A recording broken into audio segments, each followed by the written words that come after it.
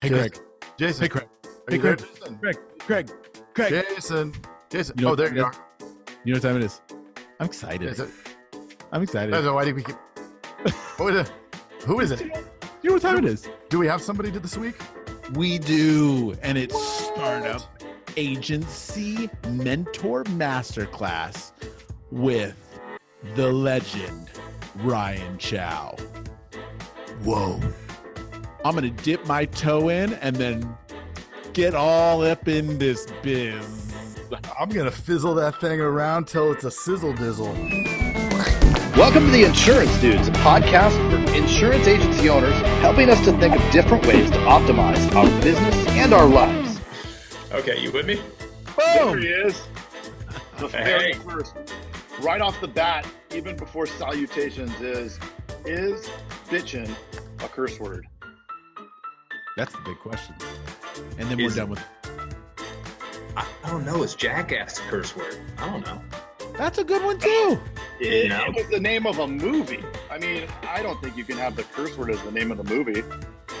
Like, could you call it a movie F-bomb? Well, I mean, okay, it could be it's the back room of a rental store, but you know, not Ugh. mainstream. You're in that back room? Oh, I'm suggesting that it likely is back there. So you're saying if it's a cuss word in a title, then that negates the actual meaning of the word, right? I think title of a mainstream movie, like, you know, something that's at the regular movie theater. Right. We'll see. What Maybe is- be the first to attempt that. We are off to a killer start. Killing Everybody's it, going to be killing it. contemplating whether or not jackass or bitchin' are curse words for the rest of the day. Everybody ask everybody. Yeah. Let's put up a poll. Yep. Is poll a curse word? I don't know. I think I'm gonna start a new face group called the Bitchin' Jackasses. They'll come in droves. 10,000 members. Right? You go big time. It's all in the name, buddy. Yeah, high quality, just waiting to buy your stuff. Man, Ryan Chao. How you doing, man? I'm doing really well. Man, I'm just in the thick of it, getting this new agency up and running. And didn't you say, Jason, that you were going ECP as well? Yes. October 1st. Tell me about it. Yeah. I'm Prepared. No. I mean, I'm doing the work, but am I ready? Not even close. Not Yeah. even close. If But- I could show you what my office looks like right now, it would be a disaster. But it's organized chaos is what There it you is. go. What are you working on There right you now? go. What's the number one thing right now? Selling. Oh, when did you open? I open up September 1. September 1. Gotcha. Okay. Yeah. I'm selling. Filling those pipelines. Fill Yeah. the pipeline, right? What's your goal for day one, September 1st? 80 items. Yeah. We're on item 20 now. There you go. Nice. We've done it for 2 days. We've been up and selling for 2 days so far. And they're just they're not bound. And if we need to chop this out for any reason, then No, we're good. No, we're ready. We have payment on several, but I will tell you that when they have to get bound, they don't get bound to me. So I'm writing for another agent right now on the ones that I do have to bind. But I'll tell you right now that the money that I'm spending in marketing has proven, with the right LSPs and the right coaching, you know, and the right talk path, as you well know, you're going to be able to write, 10 to 20 items a day if you have the right process in place and if you have the right market. A lot of people obviously would laugh at this because they're in markets where it's very hard to sell at the moment. But in a market like Georgia, we can crush it. That's awesome. well, in any market though, you could figure out how many it's going to raise your cost, right? But you can figure out how many you need to sell in order to, or how many you need to quote in order to sell, right? Right, and that's the key. I mean, that's really knowing your cost of acquisition, what you're willing to pay to acquire each item, right? And understanding how you make money and what you're willing to spend to generate revenue. That's part of being prepared. You know what I think? You know what I think have been some of the past failures of agents, anybody in business, right, is when they start their business, they have really engineered mediocrity or smallness into their business plan. Yep. You know what I mean? Totally. So you can almost zoom out of that, and right. you can almost say people accept mediocrity in their life, like just everything. Like goals are so low, and everything's so low. And they organize that business plan to mirror what they know in their personal lives. And before you know it, they realize after year one, they haven't built that pipeline, or they haven't built that revenue or that book of business to a point that'll sustain them. And then the clock starts ticking. So I went on a plan with that, y'all remember the ADB plan? Mm-hmm. So that was a day one eye opener for me. So if you have anything in your life, right, that you can go back and repeat, right, and you had a second chance, right, and you have, like high school, right, I'd be a stud. Oh, man. Oh, man. Yeah. Imagine? Yes. We tear it up, wouldn't we? Game changer. Right. Yeah. So, but going back to, see, I was a scratch agent before 2 years ago. Actually about almost 3 years ago now. Actually, 3 years ago, September 1. It's kind of ironic. Wow. So I was a scratch agent, and I came in knowing nothing. I had some business background, business experience, but this industry is a totally different beast than what I was used to. Yep. And not knowing what it was, not knowing what it took with the right perspective, the right processes, the right marketing, and definitely the right personnel, and being prepared, I accepted mediocrity and less than every day, and eventually talked myself out of the industry and out of the agency. So I sold it. But I looked back on it and I said, if I had it all to do over again, I would be so prepared and I would swing for the fences, So I took a step back and actually got hired by one of the larger agencies in the country. And they gave me the opportunity to learn a tremendous amount.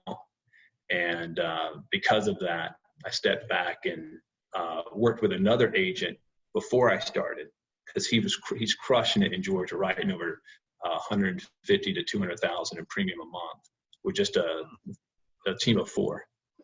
And I went and worked in his agency for 5 weeks, and I realized what he was doing versus the background plus the training that I just had with this other agent.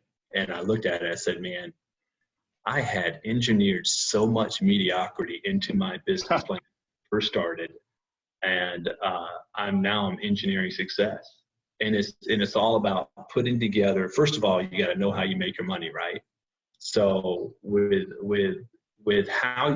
your revenue streams and understanding what your overhead, what your net profit will be, what your expenses obviously are, and knowing how you're going to generate revenue and what you're willing to pay, right, to acquire that business, right, and understanding your ROI, then you can engineer success in your business plan.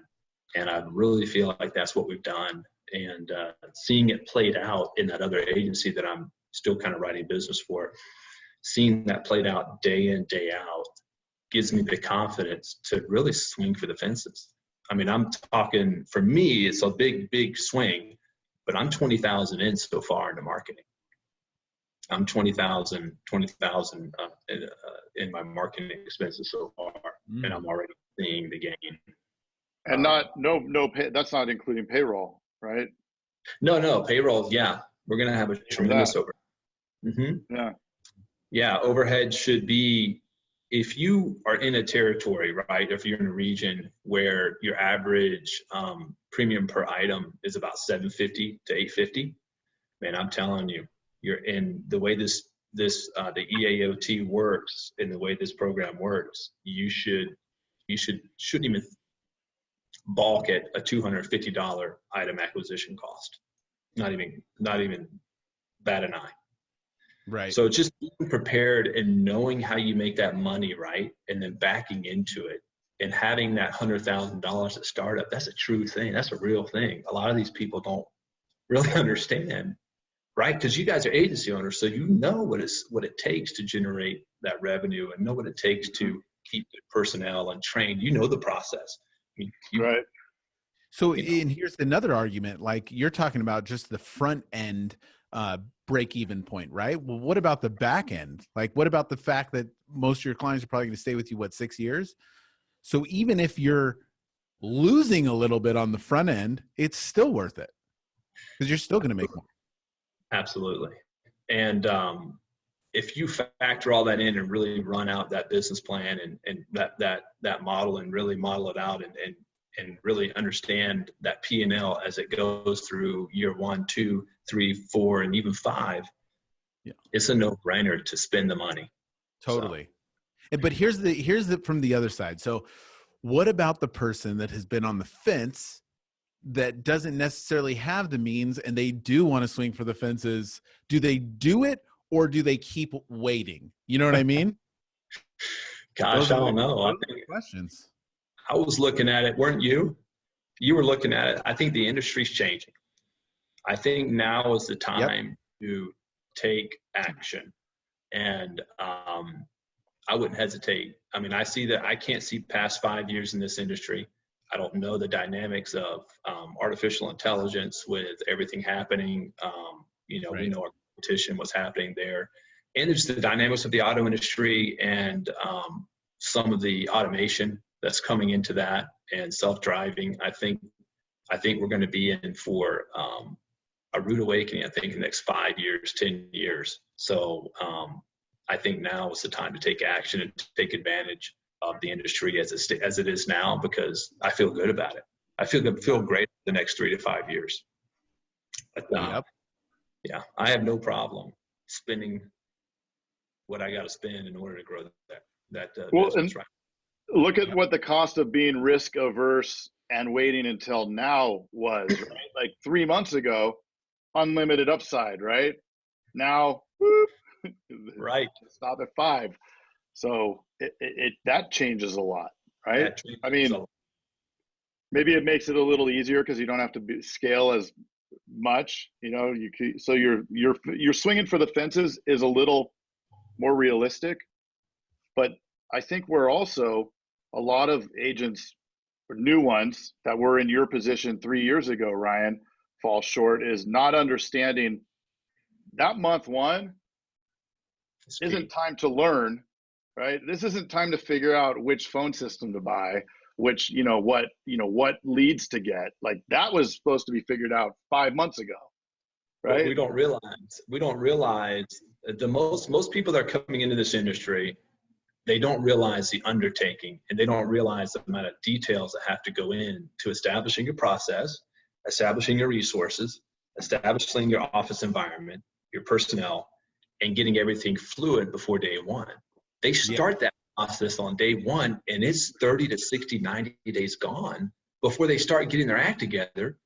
And they realize I've just lost so much opportunity for growth and so much opportunity to create revenue for myself. Then they start thinking about downsizing and they, literally after six months, they're cutting people and they're trying to say, how do I make a living out of this if I can do it on my own? And then that's not the mindset you have to have in if you want to crush it. But with a great market, with a great company name, great product, this is the time to jump in and really have an incredible game plan.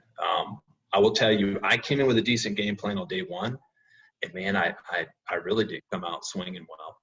And after about a year and a half in, I started seeing the writing on the wall. After the plan, the ADB was gone, I was going to struggle to make enough income to sustain. You know what I mean?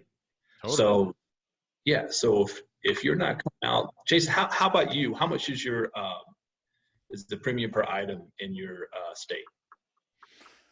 I am right around 550 right now. Yeah. So that's a little bit lower, right? So backing in and But don't worry, bills aren't expensive here in California. So Yeah, that's the good thing. Rent's almost nothing. That's funny. That's Yeah, funny. we're at about 600. My agency does about 700 because we spend a little bit more time Right. and go over those coverages. Now, in the ECP model, I don't know if it needs to be more. You just got to blow through them and get to the next one, and get to the next one. So Yeah. how about that? Do you anticipate spending as much time per each acquisition to really get them where they need to be? Yeah. Oh, yeah, okay. I won today. Yeah. I won today by building the wall, if you know what I mean. Yeah. There you go. We tripled the coverage. I didn't even talk about price. We got the yes and wrote the home, and it's $5,000 in annualized premium. And we went after coverage. We sold, and that's what all it's all about. We're not all about the numbers necessarily as far as how many people we can talk to. It's the quality of conversations that you can have and getting yourself in front of people at the right time. So what I've done is I'm doing the live lead transfers, guys. They are getting the right people that are interested at the right time. These people come in asking for price, right? Can you beat my price? Yep. It's awesome, right? Because we accept that. Sure, let's talk about price. In the back of my mind, I'm always thinking about the price that I'm going to pay for you if you hurt somebody, right? So we have some great conversations building that and helping them understand, right, the importance of coverage. And then we sell the premium. So my average premium here in Georgia is around $772 per item, and I average around $825 per item. There you go. So I'm willing to spend $250 per item, because if you look at how you make money on the plan, it's an exponential return. It's a lot. Totally. Yeah. You have to refocus their need to where it needs to be, because they come in just exactly what you said with the wrong need. Right. They don't understand it, right? All they know is I have to have it and I hate it and it sucks and I pay it every month and you guys are all crooks, right? And we got to change that, because we could be, if you have the accident, if you have the one where you kill somebody, we are the most important person you ever talk to, or we're the worst person. If we did it wrong, they're screwed. Like, you literally can lose everything. And it's so funny how, there's the financial advisor is held in such high regard, right? Oh, it's a financial, they're Wall Street. Oh, they're so, but you know what? They take your money and they gamble it. I mean, at the end of the day, they put it in the market and you have no idea what the market's going to do. Yeah. Right. And here we are we're protecting that money. Like, we want to make sure that money doesn't leave. And, so it's, and they get that though. When you do, as you said, build the wall, when you show them the need and then you show them why they need those coverages. I mean, I did one before. I was telling Jason, I did one before. I was on with a client and he had good coverages, 300, but we have an umbrella now because there was a $300,000 gap. But he understood it. I mean, we were on the phone for a half hour. It takes a little time to switch their mind over, but when they get it, and he was talking about, he was in 2 accidents. He got it. He's like, man, I thought I hurt this woman badly, but I didn't even think about that. She gets out and says, my neck hurts, and then and there's attorneys involved, right? And then that's right. Absolutely. Yeah. We're selling something that's intangible and that people don't know. So without that, what's that? No, I had a little bit of breakup. Am I coming in clear for you guys too? Yeah. You cut out for just a second, but now we're good. My freaking internet. Um, yeah. So basically we're selling the Mercedes of insurance, but nobody can see it. So you have to paint that picture. And Right. that's what people don't understand. You can say it, but they still don't understand it. Right. Like, it's just, we have to paint that. And what I really like is the sales process. We get so excited when we sell a policy that's $40 more a month. Like, cause that's an actual salesperson right there. You know what I mean?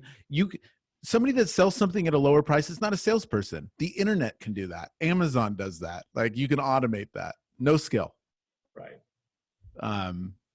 So it's like, yeah, we have to paint that. We have to paint a picture. The better you paint. I think there's even more to it. There's three. There's your order taker. That's when we're less. There's the salesperson that's slamming them into the thing that is pretty close. And then there's the advisor. Right? We are an advisor.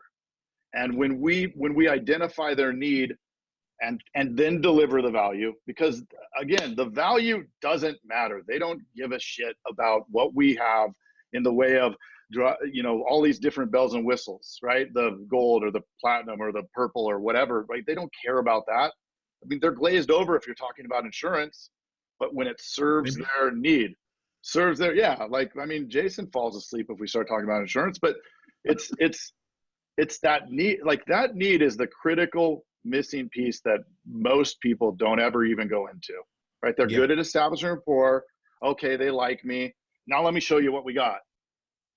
Right. But the what you got has to serve it. I love it when they come in with Geico or State Farm or, any Progressive, thank God. They do such a great job at writing a policy that I would never touch with a 10-foot pole. And when you show them the betrayal that just happened, the betrayal, premium, and in exchange, right? They're giving you nothing when you had that accident. So we're all about a fair exchange. Wouldn't that be right? That's mine your job to make sure that we educate them, give them as much discount as possible that we can, right? But also give them a fair exchange for what they're paying for. So if I can give you access to 250 or 300 or $1 million, right, for only a few dollars more a month, why wouldn't you take that? Why would you settle for 25, 50 or the state minimum for almost the same amount of money? That's not a fair exchange. So I pivot on that as well, and that works a lot. But that mentality right there is what's hard to convince other agents. Right. Is that you can, like, it's 3 times more coverage for $10. Can you imagine? You're already paying a couple $100, right? Or a few $100. But for some reason, convincing people to do that process that you just said is so tough. I don't know why. It's tough because people are so transaction based, and they live their lives that way.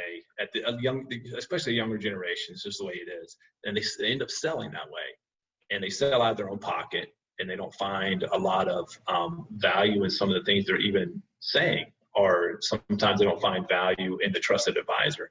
And getting them to believe that starts from the head down, and it starts from having that process and that mentality from day one, and not trying to figure it out 60 days, 90 days into your agency, because then you got to let people go because they don't adopt that mentality. They see you flim-flamming. So it's best to have a good talk path right in the very beginning.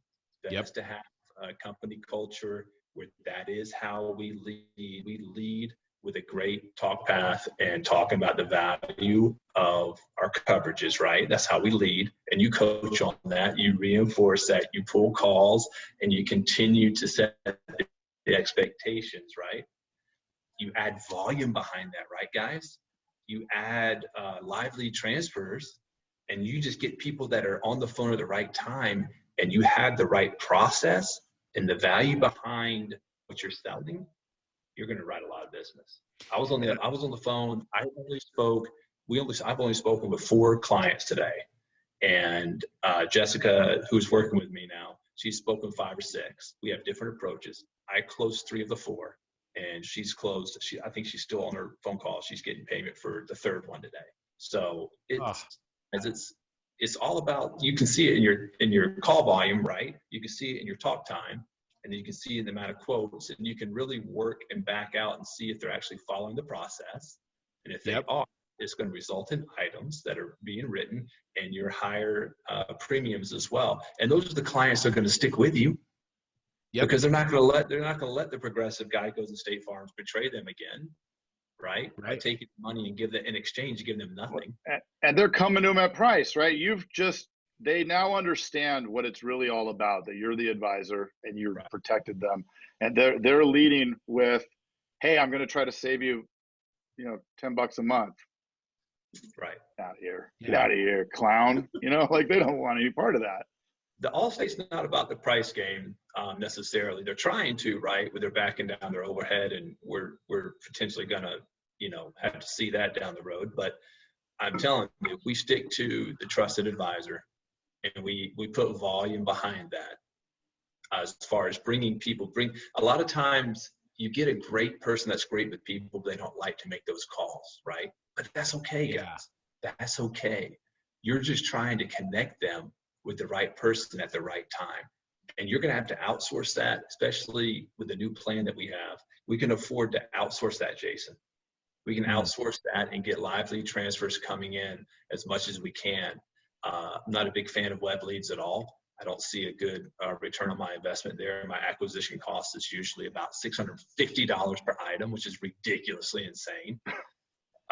Unless you have a 2-year sales cycle on those things. Then they start to average back down. But under a new startup, I would never go web lead, ever in my life go web lead.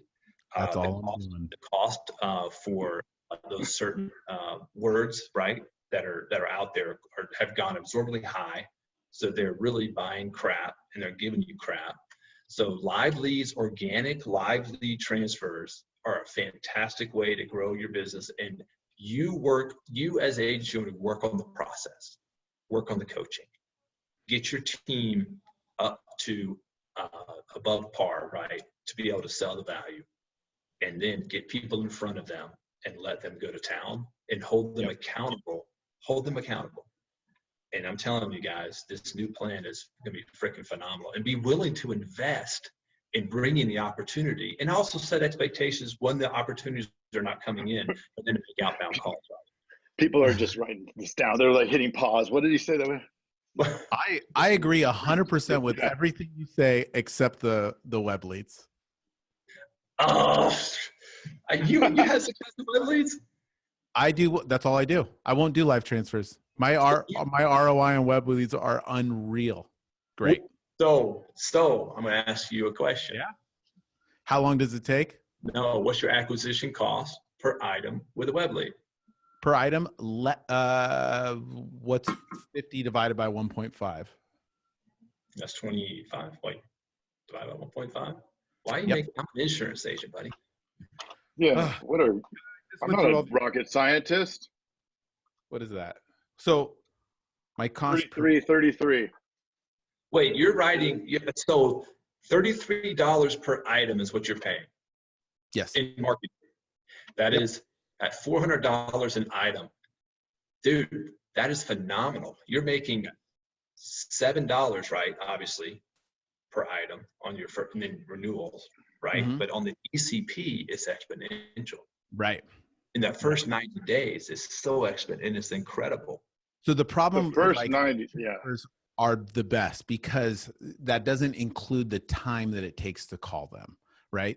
My ROI per sale is about $200 for the first 2-week cycle on web leads. Wow. Yeah. Okay. So you are generating your own web leads? Nope. Okay. I'm buying them. I'm buying them from the most general company that, but the broker, the most hated, the most despised and hated company that everybody complains about. But here's the thing. Listen, all right, Jason. I think I just dropped 10 grand today with them. So I'm not going to be a hypocrite, but it's not web leads. It's live lead transfers. Which is great. You just cut out a ton of time. Yeah, it's Yeah. you're speeding up the sales cycle, right? Like you're entering at the 15th call instead of at call one. Right. And I will tell you today, we had 9 live lead transfers. Okay. And if Jessica does it, we've written 7 households out of the 9 live lead. That is phenomenal. That is insane. Unreal.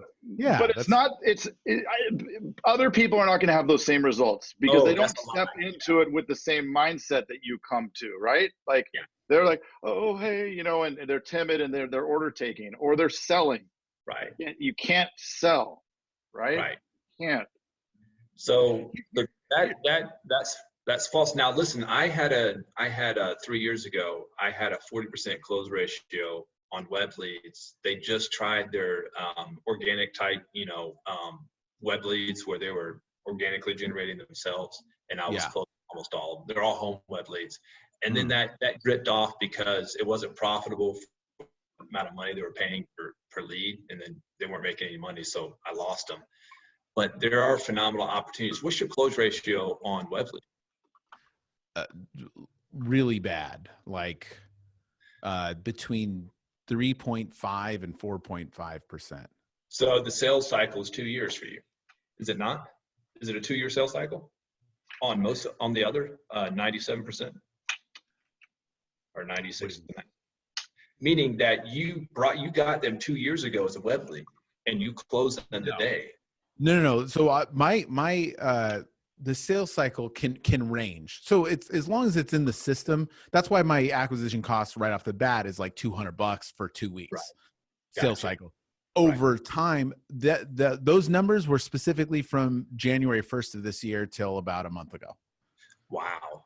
So in back to your point with mindset and everything else. Right. I just went, like, I did live transfers, and when they got expensive last year, I figured out, and it didn't start there. It started at $300. Then I figured out how to get down to $250 a policy. And then I started getting it. You know what I mean? You do it. You just figure it out. And to what I love about what you're doing is you're all in on this and you're keeping it narrow. When people go too wide, like what we do will not work if I bought live transfers and I did web leads and all this stuff, right? Because then you're doing all this different stuff and you can't narrow down on what works. So, yeah, I think if you analyze the data, what you'll do is as a new agent, I would go with 3 sources. I'd go with web leads, I guess. That's actually that's my third. My first option would be live leads, right? Yep. Second 100%. option would be mailers. So I just dropped 20,000 mailers, and I have about a 1% response rate. It's right 0.78. But out of that 1% response rate, my close ratio is 40%. My acquisition cost is those are, I mean, they're hot. They called in and they're excited about the thing they're holding. And you haven't interrupted their day. They set time aside for you. So I'm one call close on all of them. So, so the mailers, people say I would never do. No, listen, find a system. Make sure the acquisition cost, you got to run it at least 2 or 3 months to see your acquisition cost. If you are below 250 on the new plan, you better invest everything you got in that. Okay. If you can get down on a mailer to $150 per item, guys, just keep going and just keep plugging those dollars away. And web leads, gosh, $33 an item. Listen, I almost wet my whistle there. I'm almost ready to go on some web leads, but I've experienced different. But everybody has different experiences. And then the live lead transfers, those are no-brainers. And I would go to companies that really give you the time to vet them and hang up, and they get credited. There are companies that are set up that'll bait you in on lower costs, but you're going to be stuck with 95% of them. Right. And you're going to have a higher acquisition cost. So everybody starts thinking about, okay, I've got $100,000 that my dad gave me, and he took it all back. And now I don't need it in my account anymore. Now I got 20 grand. And all of a sudden, they're engineering smallness. They're engineering mediocrity into their business plan because they got to start thinking about how they're going to make money. Right. You're just engineering a plan for failure. And that's why you see such a high turnover in agents in the industry, And because they planned for that in the very beginning, they didn't even know it. So Right. if you don't know how much money you want to make, if you don't back into that and figure out what it's going to cost to get it done and how you're going to train, people think they're just going to open up on day one. They're going to start making calls to their friends and family and it ain't going to happen. No, that dries up fast. No. Well, and then they get rewarded for, their mediocrity, I guess. The 30,000 they wrote, they're like, I just made, whatever it comes out to. And they think that all's great. And then it's a little less the next month, and then a little less. And then all of a sudden it's 2 years in and they're like, wait, I didn't make enough to pay my payroll. Right. So the new plan, guys, honestly, I would, if you're not at $1 million at year one, and if you have something around 750 per item to 800, you should be at $1 million easily before the end of year one. If you're at 400 to 500, there's still a way to get it done. It's just your acquisition cost has to be, I would say your acquisition cost has to be well below 250 in order to be successful enough to be able to reinvest and retain those earnings back into the business and reinvest them back into marketing, continue to keep that pipeline going. Right. But you also have to put the pressure on your sales staff to organically generate opportunity through every conversation, right? Asking for that referral, making sure that the talk path is there to get that referral, to instill that value in the conversation and not just be a vending machine. And you got to hold them accountable. So all these agents that are LSPs are coming into it, right? Thinking I'm just going to write all the business. When then they're going to have their, flunkies, their LSPs just kind of, waving in the background, right? In the wake.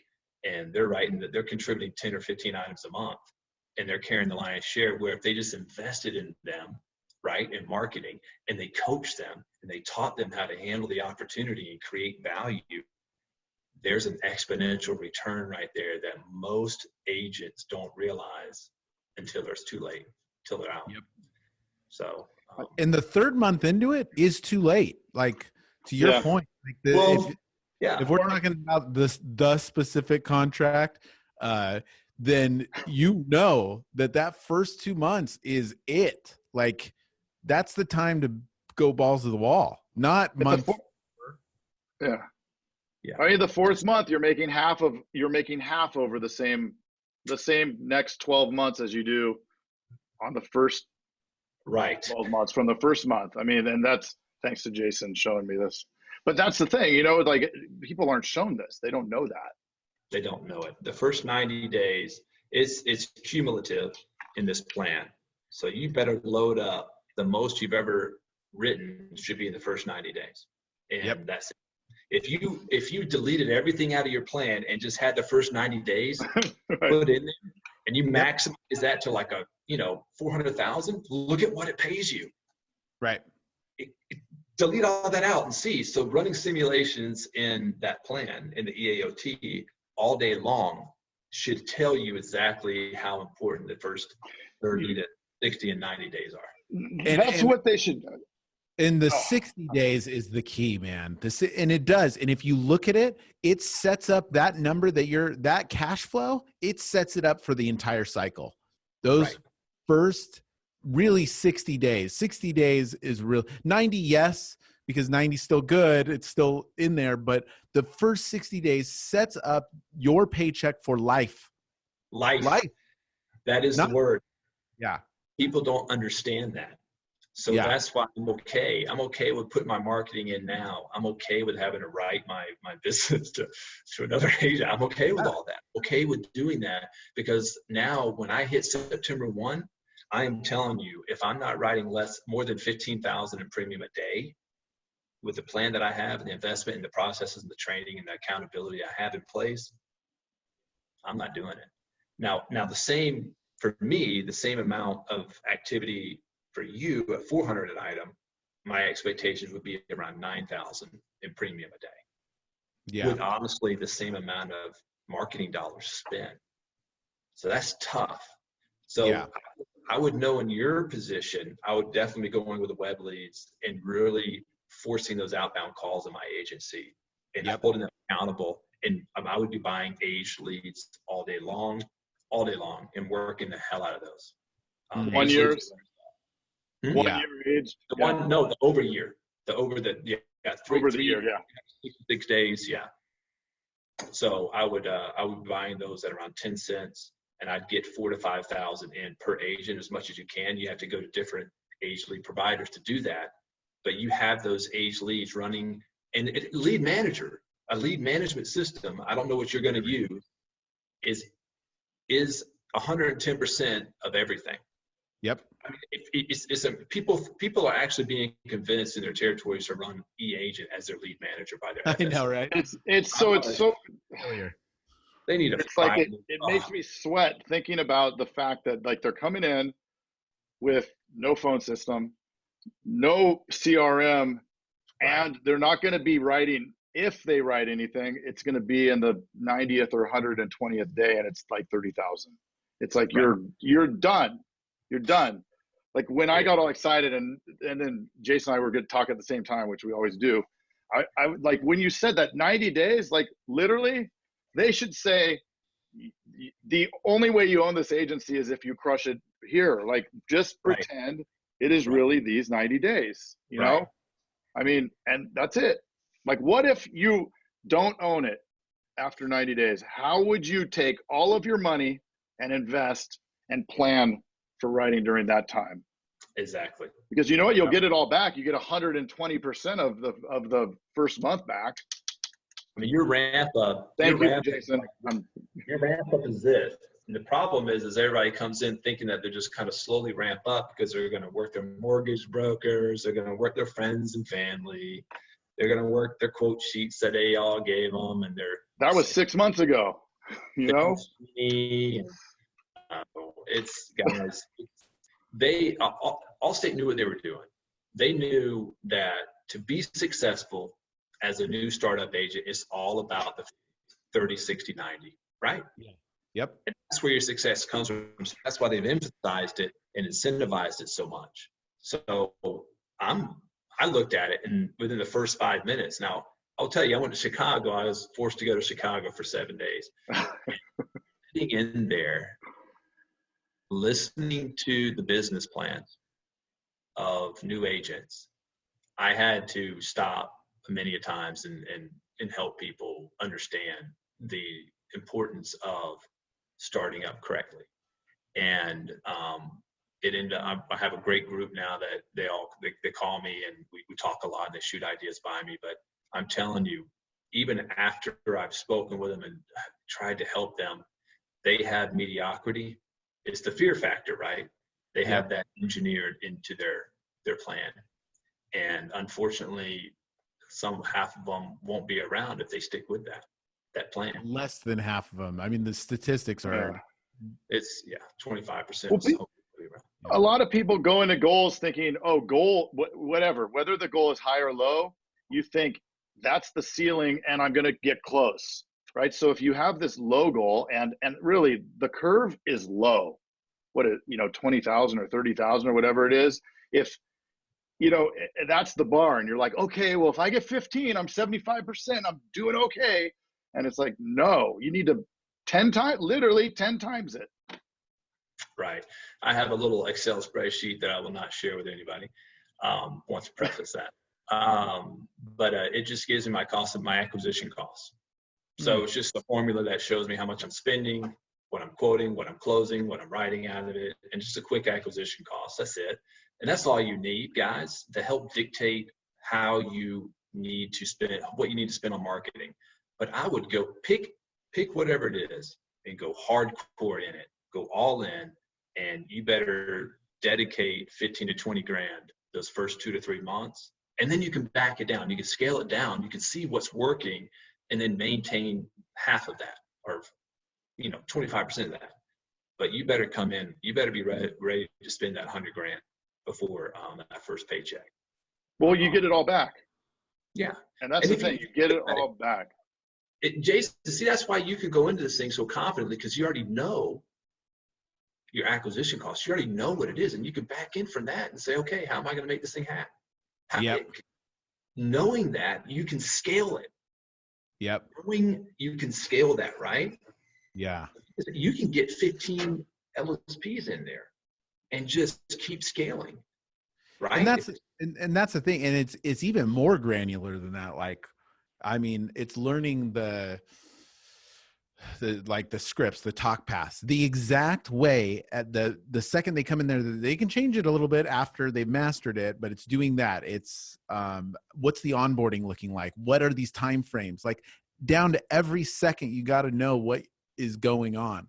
You got to know the formula for every bit of your agency to know. Like I'm going into this confidently, even though I'm very behind time wise, but I'll make it happen. It's just because I just had a kid last week, but whatever. Congratulations. You don't even have any bags on your eyes. What's that? Is that California living? You don't even have any bags on your eyes with the lack of sleep. Oh. Yeah. Well, I don't know. I'm nuts. I mean, he wears makeup. Those Californians, they wear makeup. He does. And he eats a lot of avocados. Avocados, buddy. Cucumbers, avocados, facials. You a big health nut too? I was. I wish I was. I need to get back on the train. I injured my back, and those excuses. I'm doing some physical therapy, but mediocrity into his. Yeah. No, it's true though. It's true. It does trickle down. But yeah, no, I need to. I'm doing a little bit, but I need to be more all in. Right. If you can't, you must. If you can't, you must. If you must, you can. Yep. That makes sense. I like a pizza. Like I had a pizza last night. I freaking love pizza. Love pasta. Well, that's okay. You could have a cheat day. Yeah. Those sugar highs are amazing.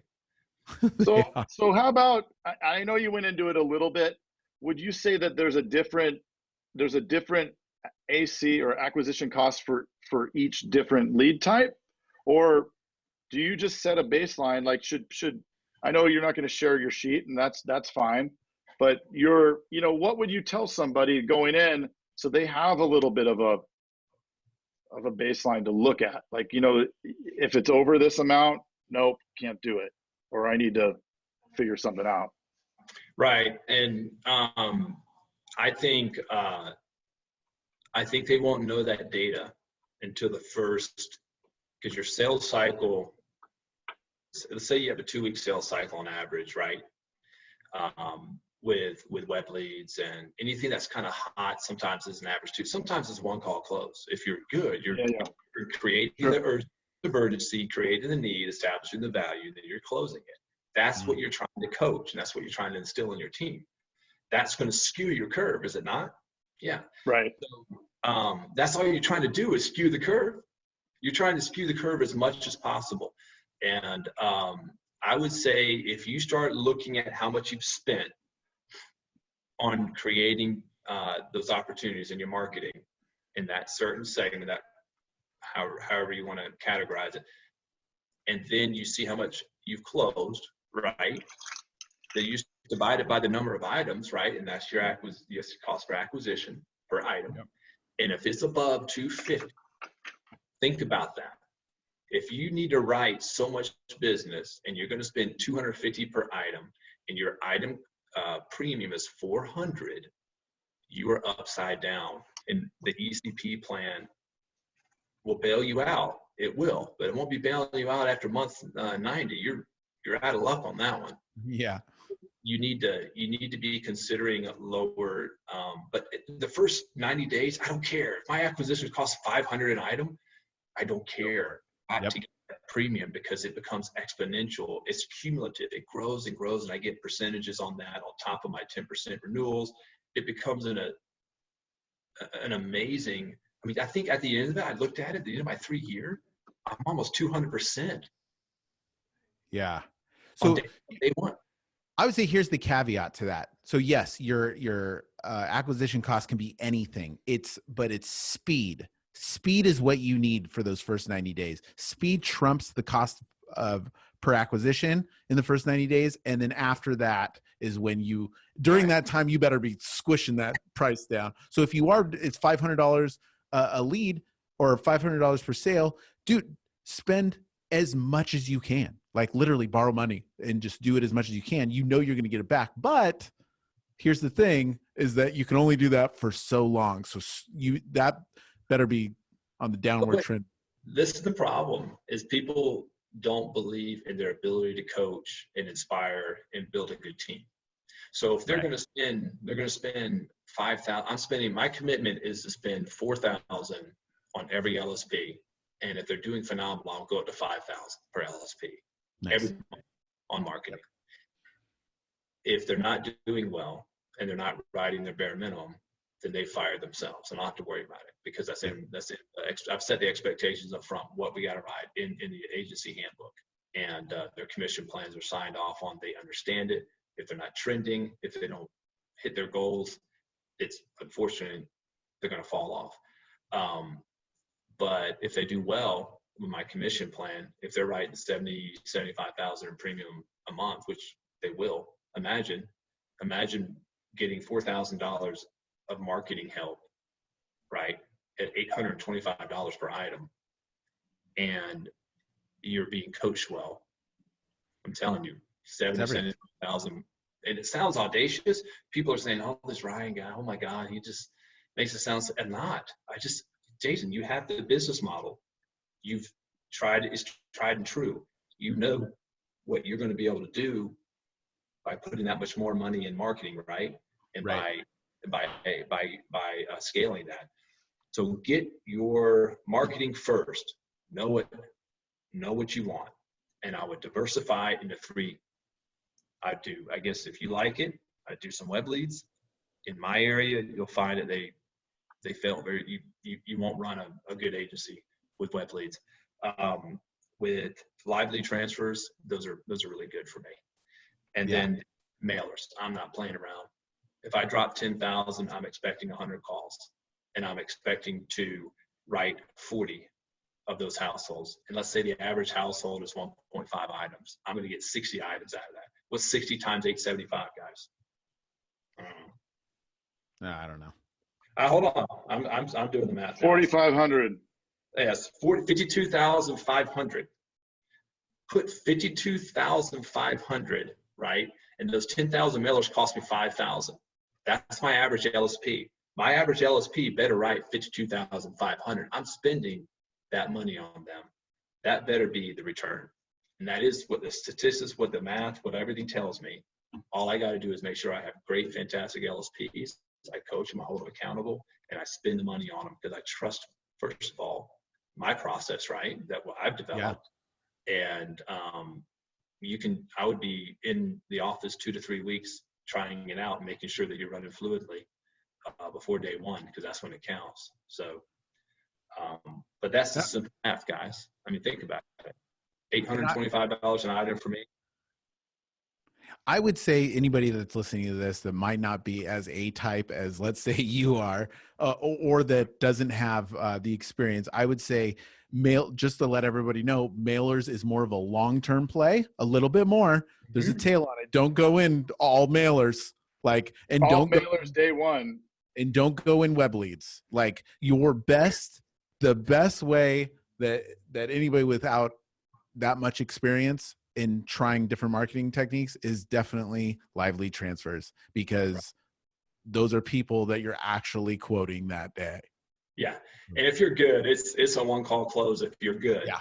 So work on your talk path, create an environment where people are willing to listen to each other and willing to help and coach each other, and just pull calls, hold people accountable. If they're not being held accountable, they're going to take the easiest road and easiest path possible. What's your price? What are you paying? Let me check it out. What's your VIN numbers? Who's driving? Okay. Well, I'm gonna see what I can do to help you out. Sure. And I've seen people do exactly the opposite of what we're supposed to do, right? In order to kill. And it's just hold your team accountable. But I will tell you, if you're coming in with cost budget, now there is a formula. If you're coming in with a budget, you're like, I just can't spend that. I can't see myself. I'm engineering mediocrity, my whole plan. I cannot break. Okay. You're creating this environment, and you know you're going to be mediocre, and you're so happy with it. You're dead set on it. Buy age leads. Just buy them. You're going to like them. They have good emails. They have good cell numbers. Scrub them and call them. And then put them on a great lead management software. What do you use? What do I use? Yeah. Man, y'all are going to think it's hilarious. Now, I've used. Love it. I know the answer. No. It's hilarious. I've used Ricochet, and I got to tell you, I can build out Ricochet in just a few minutes, actually. I got very fluid with it. It's fantastic. It's probably one of the best lead management tools out there. It's amazing. Blitz, I've used that. I did very well with it. They don't have some of the tools that I would want, like texting and so forth. Follow-up tool, phenomenal. They're still getting their act together on a lot of other things. I think it's going to continue to be a phenomenal tool. I can set up a workflow in a few minutes with them. I've used Velocify. I've used DYL, and I'm not a fan of DYL at all whatsoever. So listen, if you want simplicity and you want something easy, go follow-up tool, right, with Lightspeed. If you want something that you need to spend several weeks on, go Ricochet if you have time to master it and understand. Perhaps more than a few weeks. It is the matrix. You're looking for the woman in the red dress every day, and I'm telling you, you have no idea why things start happening, and you got to plug. In Ricochet, you're plugging all the holes so that everything runs the funnel and runs the process and the workflows, and they don't trickle over to other workflows. Right. It's a process. I'm sticking with, and I've seen too many people just recently get let go. All-state lead manager. That is Blitz. Manager. Huh? That is Blitz. No. I've used Blitz. And lead manager and Blitz are true. No, lead manager is the baby of Blitz. How about this? Try having something really, it's like having this perfect child and then having horrible parents that screw it all up. So that's kind of what Allstate has done. Love it. Right? Yeah. But I'm making it work, guys. I do believe that think about it. If I'm writing 175 to 250,000 of premium, there's going to be some eyeballs on my business. And I want to make sure that I am as compliant as possible. I see where Allstate's going with all of this. And I don't know if you guys have heard the word quantum. You've heard that out there? It's the TV show Quantum Leap. No, it's something that Allstate's made up. So Allstate Lead Manager, in my opinion, in my humble opinion, will be what we're all using in the next year or two. We'll be using their phone systems, Lead Manager, and Lead Manager will go straight from the lead, straight to Allstate's quoting platform. It'll all be fluid, and everything will be scrubbed properly, continually, and we won't have to worry about anything. It'll all be on Allstate's time. But they will be managing all of it. So I'm an early adopter on it, and hopefully it will work in my favor. But if you're going to start up, you don't have experience, do not use Allstate Lead Manager.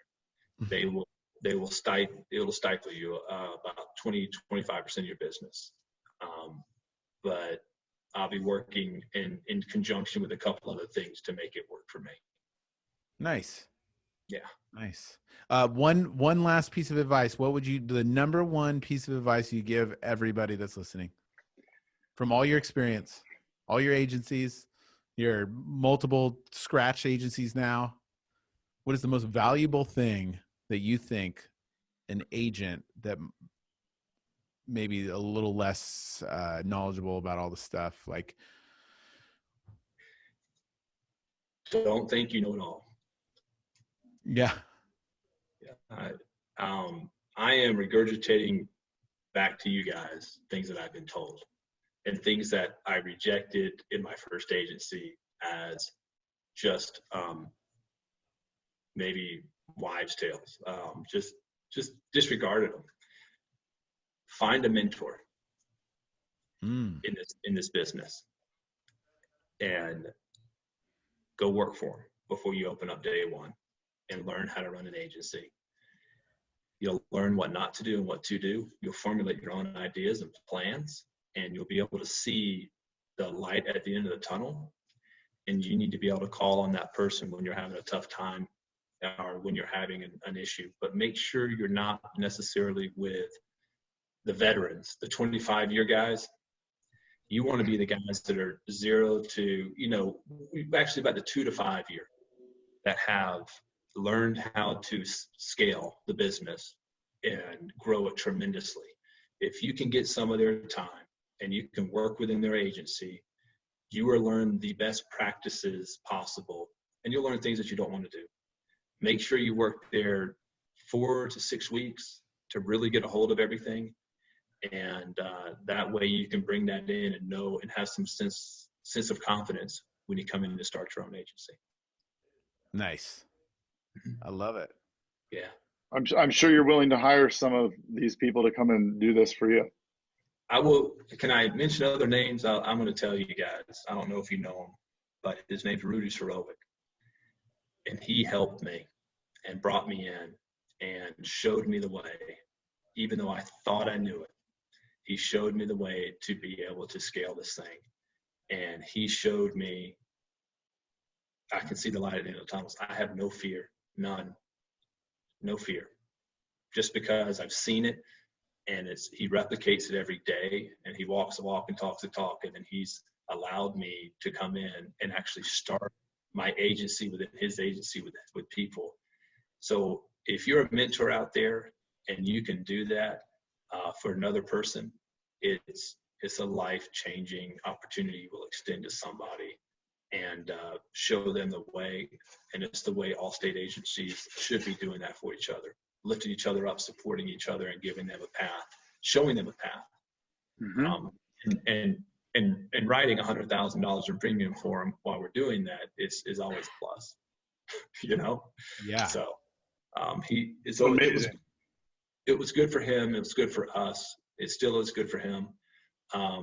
And he was on the ECP as well. So I'd say if you're an all-state agent and you can help somebody in that capacity, that's what we're all about.